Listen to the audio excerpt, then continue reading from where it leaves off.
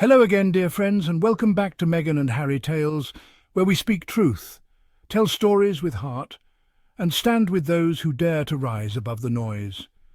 I'm your host, Adrian, and today's story is one of courage, candour, and change. It's about a man born into privilege, wrapped in protocol, and burdened with pain, who dared to break free and find healing, not just for himself, but for countless others. Yes, today we're diving deep into the emotional journey of Prince Harry, the Duke of Sussex, his tireless work in mental health, the wounds of his past, and the love and support that have helped him find his footing. This is not a story of drama and scandal. This is a story of growth. So, settle in and let's begin. Prince Harry's journey with mental health did not begin in California or even in adulthood. It began long ago when a 12-year-old boy walked behind his mother's coffin, not just with grief in his heart, but with the weight of the world on his young shoulders. Diana's death wasn't just a national tragedy. It was a private, piercing loss for her two sons. And for Harry, who was still just a boy, the trauma went unresolved for years. He once described it as a wound that festers silently, buried under public duty, royal stiffness, and expectations he never asked for. Instead of therapy, Harry learned silence. Instead of comfort, he got a palace's walls. And so the pain began to manifest through anger, anxiety, and what he later called total chaos in his 20s. Champagne-fueled escapades, impulsive decisions, and an emotional numbness that masked a deeper sorrow. But what happens when you grow up believing you're not allowed to feel? For the British royal family, mental health has often been a taboo subject. The late Queen Elizabeth II, as described by royal biographer Ingrid Seward in My Mother and I, coped with challenges by compartmentalizing. She could have been the one who needed to put her mental health first, Seward writes, but instead she did what she always did, put duty above everything else. That was the culture Harry was raised in, one where emotions were seen as distractions, and therapy was a word spoken in whispers, where royals were expected to endure, not express. This deeply embedded mindset filtered down the generations. And when Harry began to open up about his own battles, some saw it not as bravery, but betrayal. Long before Meghan entered the picture, Prince Harry's then-girlfriend, Cressida Bonas, became one of the first people to recognise that something wasn't quite right. Royal author Tina Brown recounts in the Palace Papers that Cressida witnessed Harry's explosive temperament firsthand. One such moment took place during a seemingly innocent New Year's Day pub lunch, where Harry lashed out at an elderly man who asked for a photo. He turned bright red, shouted at the man to get out of my way, and stormed off. It wasn't royal arrogance, it was unresolved trauma. Cressida saw the storm brewing beneath the surface and insisted Harry see a therapist. According to Brown, she forced the prince to accept he had problems.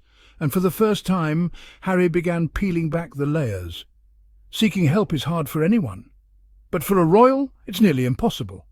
That's where Julia Samuel comes in, not only a close friend of Princess Diana, but a trained NHS bereavement counsellor with connections to MI6.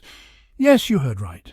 Julia, discreet and emotionally intelligent, was uniquely equipped to help someone living a life split between public perception and private pain. She became a lifeline for Harry, someone who understood both grief and the need for secrecy. Through her, Harry began to face the trauma he'd buried for years. His mother's death, the media circus, the pressure to pretend everything was fine when it wasn't. And slowly, something began to shift. Enter Meghan Markle. Confident, empathetic, intuitive, and most importantly, someone who saw Harry for who he truly was, not just the prince, but the person. From the very beginning of their relationship in 2016, Meghan noticed signs that Harry needed deeper emotional support. In interviews, Harry has credited her with urging him to return to therapy and with helping him understand the roots of his pain. She didn't coddle him, she didn't push him away. She listened, she encouraged, and she stayed. Their bond was not built on royal tradition, it was built on mutual healing. But healing, dear friends, is often threatening to those who thrive in dysfunction. And Harry's journey toward mental health, amplified by Meghan's support, began to ruffle feathers back in the UK. In a 2021 appearance on Dax Shepard's Armchair Expert podcast, Harry spoke candidly about inherited trauma and his father, Prince Charles. He described how Charles had raised him in the same emotionally stifled way he himself had been raised, saying, "He is treating me the way he was treated." This wasn't an attack, it was a truth, but royalists and tabloids exploded with accusations of disloyalty. How dare Harry question his upbringing? How dare he speak publicly? But if we can't tell the truth about our pain, how do we ever break the cycle? Harry's honesty was radical, not because it was cruel, but because it held a mirror to the monarchy, and the reflection wasn't easy to look at. Since stepping down as a senior royal in 2020, Harry has expanded his mental health advocacy beyond personal stories. In 2023, he gave a powerful speech at a mental wellness conference in New York, where he called for a shift in language replacing mental health with mental fitness. "Mental health is something every one of us deals with," he said.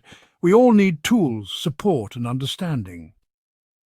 This shift isn't just semantics, it's about empowerment. Just like we work out our bodies to stay physically fit, Harry argued, we must do the same for our minds. He praised the American mentality around therapy, the openness, the normalization of seeking help. In contrast, he said Britain was still stuck in stigma, often ashamed to ask for support. Harry's advocacy has been deeply informed by the woman who stood beside him through it all. In her 2021 interview with Oprah Winfrey, Meghan Markle revealed her own mental health crisis during her time as a working royal. She was 5 months pregnant and felt suicidal. She asked for help and was told no. "I said that I needed to go somewhere to get help," Meghan recounted, "and I was told it wouldn't be good for the institution." And still she showed up that night at the Royal Albert Hall, smiling in public while privately shattered. Those photos haunt her, and they haunt us too, because behind that radiant dress was a woman begging to be seen. Just last week, a so-called peace summit reportedly took place between the Sussexes and members of the royal family. While the details remain under wraps, insiders claim it was an attempt to ease tensions. Is it a turning point? A sign that the palace is ready to reckon with its past? Perhaps. But healing requires more than polite conversation. It requires accountability, empathy, and most of all, a willingness to grow. For Harry, growth has meant breaking away.